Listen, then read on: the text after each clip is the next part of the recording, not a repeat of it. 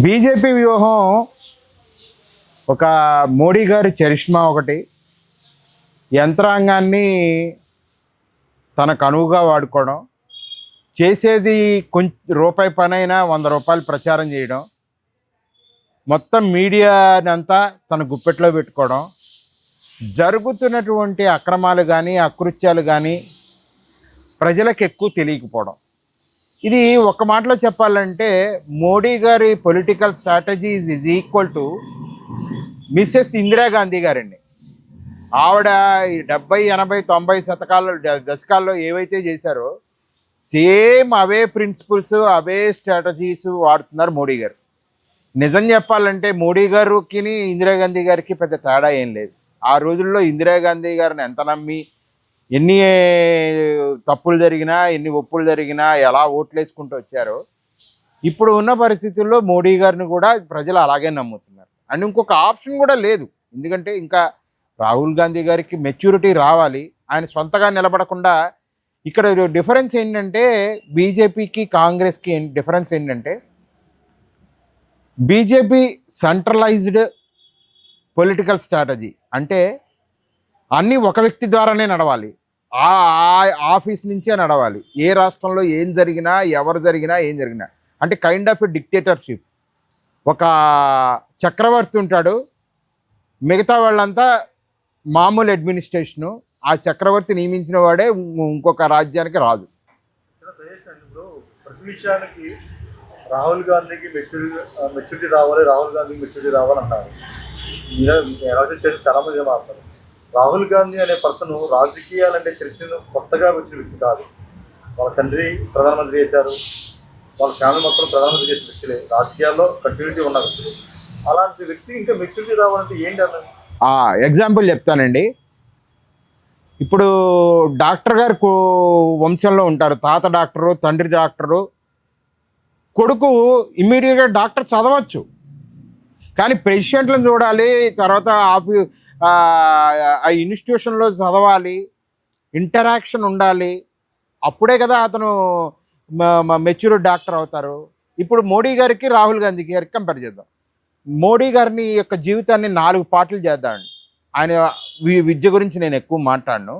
ఆర్ఎస్ఎస్లో తిరిగి ప్రజలతో ఎక్కువ కనెక్ట్ అయ్యాడు ఆయన. అసలు సామాన్య ప్రజలు ఎలా ఉంటారు, వాళ్ళ ఆలోచన విధానం ఏంటి, వాళ్ళు కోరుకునేది ఏంటి, అలా కనెక్ట్ అయ్యాడు. తర్వాత అద్వానీ గారితో రథయాత్రలో తిరిగి పొలిటికల్ ఈ ప్లేసింగ్లు ఎలా ఉండాలి, ప్లానింగ్లు ఎలా ఉండాలి, అవన్నీ నేర్చుకున్నారు. 15 ఏళ్ళు ఆయన 15 ఏళ్ళు సబ్జెక్ట్ టు కరెక్ట్ గవర్నమెంట్లో సీఎం కింద వర్క్ చేశారు ఆయన. అంటే ఒక గవర్నమెంట్ని ఎలా రన్ చేయాలి, ఆఫీసర్స్ని ఎలా కంట్రోల్ చేయాలి, గవర్నెన్స్ గురించి తెలుసుకున్నారు ఆయన. సరే, ఆయన ఆధ్యాత్మిక విషయాల గురించి, ఆయన పర్సనల్ విషయాల గురించి నేను ఎక్కువ మాట్లాడను. ఈ 3 ఇప్పుడు ఆయన ప్రధానమంత్రిగా కుదురుకోవడానికి, చరిష్మా రావడానికి ఆయనకు అవకాశం ఏర్పడింది. ఆయన జీవితాన్ని 4 పార్ట్లు చేస్తే. ఇప్పుడు రాహుల్ గాంధీ గారు డైరెక్ట్లీ ఇంపోర్టెడ్ పర్సన్. ఆయన కనెక్ట్ అవ్వాలి ప్రజలతో. ఆయన జోడో భారత్ యాత్ర చేశారు. ఆ తర్వాత ఆటోమేటిక్గా ఆయనకి క్రేజ్ పెరిగిందా లేదా, ప్రజల సమస్యలు, దాని మీద ప్రతిస్పందించే విధానం, ఆయనలో మార్పు వచ్చిందా లేదా. ఒకప్పుడు మన నారా లోకేష్ గారిని కూడా పప్పు అనేవారు. ఆయన ఎప్పుడైతే జనగళము చేశారో, ఆంధ్రప్రదేశ్ అంతా తిరిగారో, ఆయనలో ఇంప్రూవ్మెంట్ వచ్చిందా లేదా. అంటే రాజకీయ నాయకుడు అనేవాడు ఎక్కువగా ప్రజలతో కనెక్ట్ అయ్యి, ప్రజల మధ్యన తిరిగి, ప్రజల ఆ సమయానికి ఉన్నటువంటి ఒక సమస్యలు తెలుసుకుని దాని మీద ప్రతిస్పందిస్తూ ఆ సమస్యలకి తను ఏ విధంగా పరిష్కరించగలను అని పరిష్కార మార్గాలను చూపించగలిగినప్పుడు అది ప్రజల్లో కూడా వెళ్ళాలి. మీ మీడియా కూడా ప్రచారం చేయాలి. సార్, ఇప్పుడు 2014 మోడీ గారు, 2026 మోడీ గారు ఒకటేనా? సీఎం మోడీ గారు, పిఎం మోడీ గారు ఒకటేనా? సీఎం మోడీ గారుగా ఉన్నప్పుడు ఆయన ఏం చెప్పారు? మన పెట్రోల్ రేటు మన చుట్టుపక్కల దేశాల కన్నా, మన దేశం అప్పుడు ఉన్నటువంటి మన్మోహన్ సింగ్ అని క్వశ్చన్ చేశారు. మన పెట్రోల్ రేట్లు మన చుట్టుపక్కల ఉన్న దేశాల కన్నా ఎందుకు ఎక్కువగా ఉంది? జీడిపి అన్నారు. గ్యాసు, డీజిల్, పెట్రోలు ఎందుకు ఎక్కువగా ఉంది, చుట్టుపక్కల దేశాలు ఎందుకు తక్కువగా ఉంది? ఏ దేశం యొక్క కరెన్సీ యొక్క డాలర్ కరెన్సీ విలువ తగ్గట్లేదు, మనది ఎందుకు తగ్గుతోంది? పాకిస్తాన్తో మీరు ఎందుకు గట్టిగా ఉండలేకపోతున్నారు? ఇలాంటివి చెప్పుకుంటూ పోతే 100 చెప్తా నేను. కానీ అదే విషయాలు పిఎం మోడీ గారు అయిన తర్వాత ఆయన వ్యవహరించారా? ఇప్పుడు మరి డాలర్ ఎంత తగ్గిందండి? డాలర్ రూపాయి. మరి గ్యాస్ రేట్ అప్పుడు 50 రూపాయలు పెంచితే గోల గోల చేసిన వారు మరి ఇప్పుడు 500 1000 రూపాయలు పెంచుతున్నారు. ఎందుకు చేస్తున్నారు? అంటే సీఎం మోడీ కింద ఆ సీట్లో కూర్చున్నప్పుడు ఆయనకు ఉన్నటువంటి పరిజ్ఞానం పిఎం మోడీ కింద కూర్చున్నప్పుడు ఆయన పరిజ్ఞానానికి తేడా ఉంది. అండ్ దాన్ని బట్టే ఇంప్లిమెంటేషన్ ఉంది. అందుకని నేను పిఎం మోడీ గారు అన్న గుజరాత్ మోడల్ అన్నారు. ఏం చెప్పారు? ఆయన అభివృద్ధి అని చెప్పారు. అభివృద్ధి చేస్తున్నారు కొంతవరకు. ఏ మినిస్టర్ మన 75 ఏళ్ళ మన స్వాతంత్ర భారతదేశంలో అభివృద్ధి జరగకపోతే 60 ఏళ్ళు కాంగ్రెస్ని ప్రజలు ఎందుకు అనుకుంటారు? పిచ్చోళ్ళ మన తాతలు ముత్తాతలు కాంగ్రెస్ని ఇందిరాగాంధీ గారిని ఎన్నుకోవడానికి? ఒక్కటే క్వశ్చన్ వేస్తున్నా. 60 ఏళ్ళు కాంగ్రెస్ని ఎన్నుకున్నారు, అదేదో తప్పు చేసింది, మాకు 60 నెలలు ఇవ్వండి, నేను స్వర్గాన్ని తీసుకొచ్చి భూమి మీద దింపుతా అన్నారు. అంటే 60 ఏళ్ళు కాంగ్రెస్కి ఇచ్చినటువంటి ప్రజలు మన తాత ముత్తాతలు ఏమీ తెలియకుండానే ఇచ్చుంటారా? అవి మంచి చేయకపోతేనే వాళ్ళు గెలిపించుంటారా? ఆ రోజున్న నీడ్స్ అవి, ఈ రోజున్న నీడ్స్ ఇవి. మా తాతయ్య గారి కాలంలో ఫ్యాన్ ఉంటేనూ గొప్ప, ఇవాళ మనకి ఏసీ లేకపోతే నడవలేకపోతున్నాం. ఆ రోజు నీడ్స్ వేరు, ఆ రోజున సంపాదన వేరు, ఆ రోజున్న సిచ్యువేషన్స్ వేరు, ఆ రోజు తీసుకున్న నిర్ణయాలు వేరు, ఈ రోజున్న పరిస్థితులు వేరు. ఈ 2 పరిస్థితులకి మనం కంపేర్ చేస్తున్నప్పుడు వాళ్ళ నిర్ణయాలు కరెక్ట్ అనే అనిపిస్తాయి. బీజేపీ మీరు అడిగారు కాబట్టి ఇందాక చెప్పడం మర్చిపోయాను. బీజేపీ 5 రాష్ట్రాల్లో 3 గెలిచింది, 2. మీరు ఇంకో యాంగిల్లో చూడండి. కాంగ్రెస్ 3 రాష్ట్రాల నుంచి 4 రాష్ట్రాలు అయిందిగా. మరి ఈ యాంగిల్ ఎందుకు ప్రొజెక్ట్ చేయట్లేదు మీరు? ఇంపార్టెంట్ కేరళ దాంట్లోకి వేసుకుంది కదా. అవును సార్. ఇప్పుడు గెలుపు ఇప్పుడు ఇండివిజువల్గా బీజేపీ గెలిచింది ఓన్లీ ఒక్క బెంగాల్లోనే. నాకు తెలిసి 20 రాష్ట్రాల్లో ఏదో ఒక పార్టీతో బీజేపీ పొత్తు ఉంది.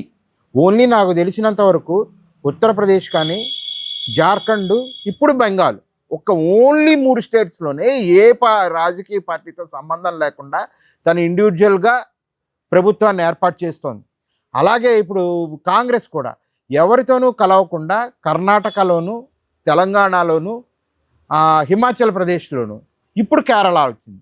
ఇప్పుడు 4 రాష్ట్రాల్లో ఇండివిజువల్గా కాంగ్రెస్ తన ప్రభుత్వాన్ని ఏర్పాటు చేసింది. ఇండివిజువల్గా 3 రాష్ట్రాల్లో మాత్రమే బీజేపీ ఏర్పాటు చేసింది. ఇప్పుడు కాంగ్రెస్ గొప్పదంటారా, బీజేపీ గొప్పదంటారా? నేను చెప్పింది డేటాతోనే చెప్తున్నాను కదా. ఇప్పుడు బీజేపీ పార్టీలతో కలిసి అది ఏపీ అవనండి, మిగతా రాష్ట్రాలు అవనండి నడిపిస్తోంది. ఇప్పుడు మరి బీజేపీ గొప్పదంటారా, కాంగ్రెస్ గొప్పదంటారా? చెప్పండి.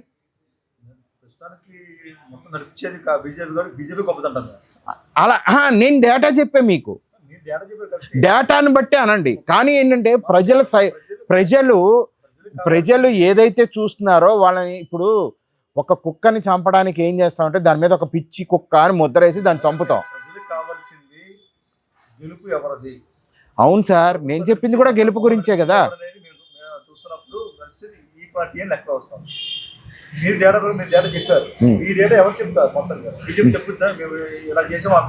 నేను చెప్పేది అదే. ప్రజలకి ఏదైతే 10 సార్లు మనం ఒకటే విషయాన్ని 10 సార్లు చెప్తే అదే గ్లోబల్ ఇది అంటారు చూసారా, అలాగే ఒకే విషయాన్ని 10 సార్లు చెప్పక అదే మనకి మైండ్లోకి సెట్ అవుతుంది తప్ప వాడి లాజికల్ థింకింగ్తో ఆలోచించట్లా. ఇప్పుడు నేను చెప్పింది చెప్పండి. నాకు 2 పార్టీలు సమానమే, నేను డేటా ప్రకారం చెప్పా. 3 రాష్ట్రాల నుంచి 4 రాష్ట్రాలు కాంగ్రెస్ అయింది. ఆల్రెడీ ఎన్డీఏ ఉంది, అది వేరు. ఒక్క రాష్ట్రమే కదా బెంగాల్లో గెలిచింది. అంటే ఇప్పుడు ఇద్దరు సమానమే కదా. వాళ్ళు బెంగాల్ గెలిచారు, వీడు కేరళ గెలిచారు, ఇద్దరు సమానమే కదా. ఇది మరి బీజేపీకి ఎందుకు అంటే, నేను బీజేపీలో ఉన్నది ఏంటంటే మార్కెటింగ్ స్ట్రాటజీ. తక్కువ చేసినా ఎక్కువ మార్కెటింగ్, సేల్స్ స్ట్రాటజీ. ఎందుకంటే గుజరాత్ మోడల్ అదే. వాళ్ళందరూ చాలా కంపెనీలు చూడండి, నేను సాఫ్ట్వేర్లో వర్క్ చేస్తున్నాను కాబట్టి చెప్తున్నాను, వాళ్ళకి నాలెడ్జ్ లేకపోయినా సేల్స్ అండ్ మార్కెటింగ్లో గుజరాత్ పీపుల్ని తీసుకుంటారు. ఎందుకంటే వాళ్ళకి తెలిసింది తక్కువైనా చేసేది తక్కువైనా ప్రచారం బాగా చేయగలరు, మార్కెటింగ్ బాగా చేయగలరు. కాంగ్రెస్కున్న దౌర్భాగ్యం ఏంటంటే చేసింది కూడా సరిగా చెప్పుకోలేనటువంటి నిస్సహాయ స్థితి. అది ప్రచారం చేయని మీడియా స్థితి. ఎందుకంటే మీడియా అంతా ఇప్పుడు ఎవరి చేతుల్లో ఉందో మనం చెప్పక్కర్లేదు. అండ్ ఇప్పుడు బెంగాల్కి వద్దాం. గెలిచింది అని అంటున్నారు కదా. నేను ఫ్యూ పాయింట్స్ చెప్తానండి. మమతా బెనర్జీ అనే ఒక ఆడ వ్యక్తి కోసం బీజేపీ మిషనరీ కానీ గవర్నమెంట్ మిషనరీస్ కానీ వర్క్ చేసి ఆవిడ దీనిపై 35 ఏళ్ళు ఉన్నటువంటి పరిపాలించినటువంటి కమ్యూనిస్టులను ఆవిడ పీకి బయట బారేస్తుంది. అంటే ఇప్పుడు కమ్యూనిస్ట్ భారతదేశం నుంచి తొలగించానని నేను అంటున్నారు కదా. నేను సింపుల్గా అడుగుతున్నాను, ఒక్క పశ్చిమ బెంగాల్లో ఒక్క ఆడావిడ పరిపాలిస్తుంటే ఎందుకు అంత కట్టగట్టారు? దేశం మొత్తంలో ఏ రాష్ట్రంలో కూడా ఒక్క ముఖ్యమంత్రి లేరు, ఆడ ముఖ్యమంత్రి. ఆ ఒక్క ముఖ్యమంత్రి ఉన్నారు. సరే, ఆవిడ బంగ్లాదేశీయుల్ని సపోర్ట్ చేస్తున్నారని అనుకుంటే అసలు బంగ్లాదేశీయులు ఇండియాలోకి ఎలా వస్తున్నారు? బార్డర్ దాటే కదా. ఆవిడ పిలిపిస్తే రావట్లేదు కదా. మరి బార్డర్ ఎవరి చేతుల్లో ఉంటుంది? సెంట్రల్ గవర్నమెంట్ చేతుల్లోనే కదా. మరి బాధ్యత ఎవరు వహించాలి? సెంట్రల్ హోమే కదా బాధ్యత వహించవలసింది. మన భారతదేశంలో గత 14 ఏళ్లలో పోని 12 ఏళ్లలో ఎంతమంది విదేశీయులు అక్రమంగా ఉన్నవారిని పట్టుకొని వాళ్ళని డిపోర్ట్ చేశారు? నేను బీజేపీకి వ్యతిరేకం కాదు, మమతా బెనర్జీకి అనుకూలం కాదు, కాంగ్రెస్కి అనుకూలం కాదండి, న్యూట్రల్గా మాట్లాడుతున్నా. ఎంతమంది విదేశీయుల్ని దేశం మొత్తంలో పట్టుకొని డిపోర్ట్ చేశారు?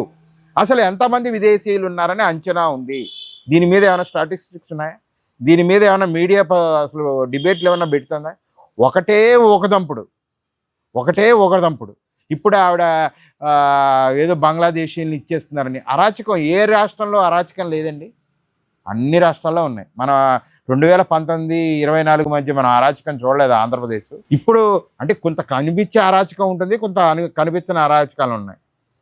సరే, ఎలక్షన్ కమిషన్ పాత్ర 91 లక్షల ఓట్లు తీసేశారని ఒక రిపోర్టు. 91 లక్షల ఓట్లలో అన్ని నకిలీ ఎందుకు ఎలా వచ్చాయి? అసలు వస్తున్నప్పుడు ఎందుకు ఆపలేదు? అసలు 91 లక్షలు వాళ్ళ ప్రమేయం లేకుండా ఎలా తీశారు? ఉదాహరణకు చెప్తా, రిటైర్డ్ హైకోర్టు జడ్జి, పేర్లు కావాలంటే పేర్లు కూడా ఇస్తాను ఇక్కడ. రిటైర్డ్ హైకోర్టు జడ్జి ఆయన ఫ్యామిలీ మొత్తాన్ని ఓటర్ లిస్టులో తీశారు. ఆయన చివరికి ఆయన వెళ్ళినా కూడా ఆయన పేరుని యాడ్ చేయలే. ఆయన మీడియా సహాయం తీసుకుంటే, రిటైర్డ్ హైకోర్టు జడ్జి అండి, మీడియా సహాయం తీసుకుంటే అప్పుడు కలెక్టర్ గారు ఆయన పేరు విని ఆయన పేరు ఆయన ఫ్యామిలీ పేరు పెట్టారు. రిటైర్డ్ చీఫ్ సెక్రటరీ లేడీ, ఆవిడ యొక్క ఫ్యామిలీ యొక్క ఓట్లన్నీ తీశారు. తర్వాత మన ఉమెన్స్ క్రికెట్లో వరల్డ్ కప్లో గెలిచిన వ్యక్తి ఫ్యామిలీ తీసేశారు.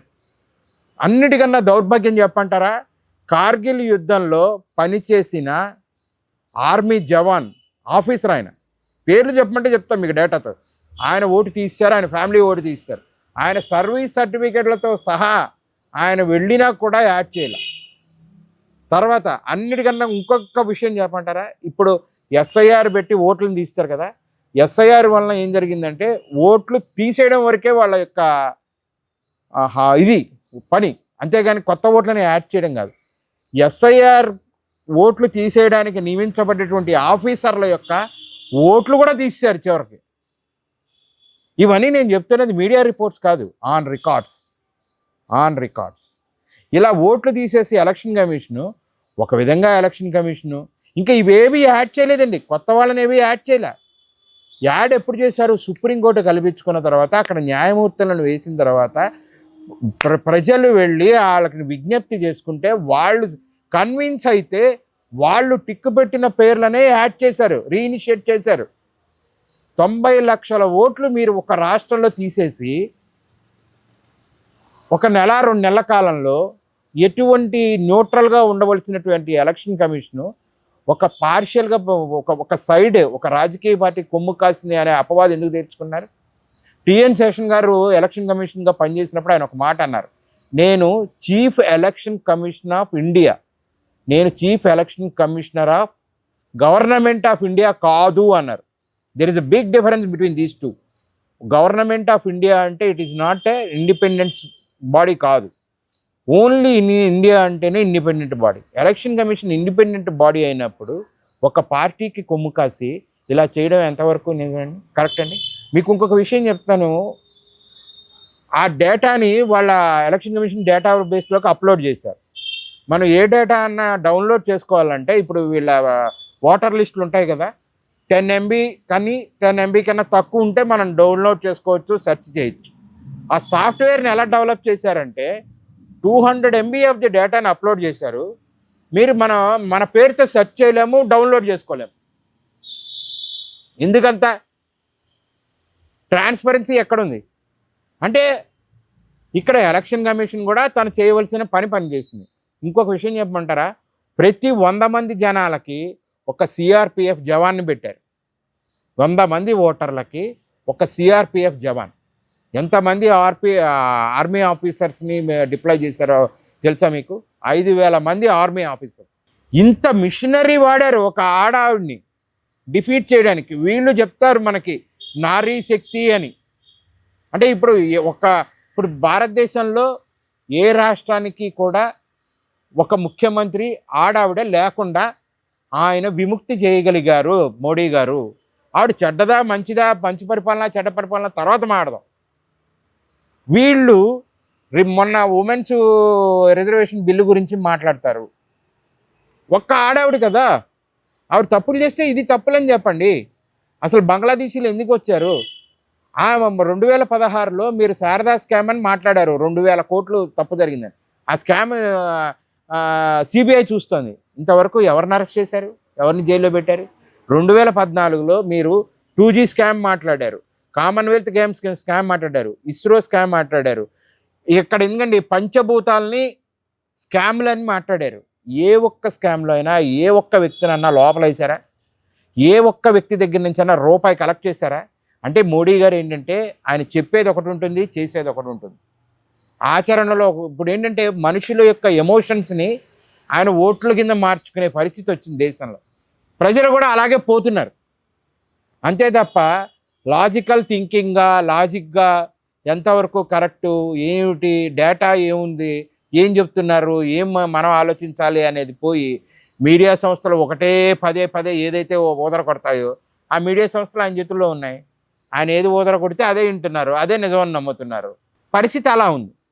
ఇప్పుడున్న మొన్న జరిగిన 5 రాష్ట్రాల ఎన్నికల్లో బీజేపీకి అడ్వాంటేజ్ అని ఊదర కొడుతున్నారు. నేను కాంగ్రెస్ అడ్వాంటేజ్ అంట. వాళ్ళకి ఒకటి పెరిగిందా లేదా? బీజేపీకి ఒకటి పెరిగితే కాంగ్రెస్కి ఒకటి పెరిగింది. ఇందులో ఏముంది? ఇద్దరు న్యూట్రలే. అలా అని నేను ఏ పార్టీకి చెందలేదండి. నేను న్యూట్రల్గా ఇస్తున్నాను నా ఒపీనియన్. Thank you allot.